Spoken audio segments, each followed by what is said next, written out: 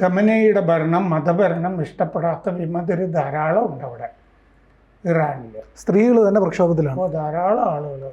കാരണം അവിടെ സ്വാതന്ത്ര്യമില്ല, ഒന്നും ചെയ്യാൻ നിവൃത്തിയില്ല, പണപ്പെരുപ്പം, വൈദ്യുതിയില്ല, ഇല്ലേ? അത് പലപ്പോഴും കാരണം ഈ ഊർജ പദ്ധതികൾ പലതും തകർക്കപ്പെട്ടിട്ടൊക്കെ ഉണ്ട്. അപ്പോൾ ഇവിടെ പണ്ട് ഉണ്ടായിരുന്ന പോലെ ഈ ലോഡ് ഷെഡിങ് എന്നൊക്കെ പറയില്ലേ, ഇരുട്ടായിരിക്കുന്ന അവസ്ഥയാണ് കൂടുതലും. പലതരത്തിലും രാഷ്ട്രീയപരമായിട്ടും ഇരുട്ട്, സാമ്പത്തികമായിട്ടും ഇരുട്ട്, മതപരമായിട്ടും ഇരുട്ട്, മൊത്തത്തിൽ ഇരുട്ടിൽ കഴിയുന്നൊരു സ്ഥലമാണ് ഇറാൻ.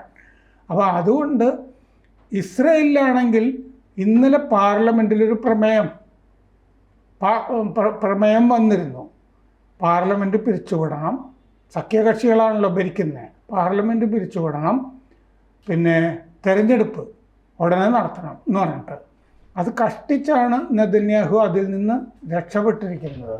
ചെറിയ ഭൂരിപക്ഷത്തിനാണ് പാസ്സായിരിക്കുന്നത്. അപ്പോൾ ഇപ്പം അടിയന്തരാവസ്ഥ പ്രഖ്യാപിച്ചു ഇസ്രയേലിൽ. അപ്പം നെതന്യാഹുവിന് കുറക്കാലം കൂടി ഇറാൻ എന്നും പറഞ്ഞിട്ട് അവിടെ ഭരിക്കാനും പറ്റും. അപ്പോൾ ഈ ആഭ്യന്തര പ്രശ്നങ്ങൾ ഉള്ള സ്ഥലങ്ങളാണ് ഇതൊക്കെ. അപ്പോൾ ട്രംപ് പറഞ്ഞതൊന്നും മറ്റേ വെടിനിർത്തൽ ചർച്ച, സമാധാന ചർച്ചയ്ക്കൊന്നും അതുകൊണ്ട് നെതന്യാഹുവും വഴങ്ങിയിരുന്നില്ല. 2 ചേരി ഉണ്ടായിരുന്നു പെൻറ്റഗണിൻ്റെ അകത്ത്. ഇസ്രയേൽ തന്നെത്താനെ ആക്രമിച്ചാൽ നമ്മൾ കൂടെ നിൽക്കണോ വേണ്ടിയോ എന്ന്. പക്ഷേ ആക്രമണം കണ്ടിട്ട് അത് അമേരിക്ക അറിഞ്ഞിട്ട് തന്നെയാണ് ചെയ്തിരിക്കുന്നത്. കൂടുതൽ വാർത്തകളും വിശേഷങ്ങളും നിങ്ങളിലേക്ക് എത്താൻ ABC മലയാളം സബ്സ്ക്രൈബ് ചെയ്യുക, ബെൽബട്ടനും അമർത്തുക.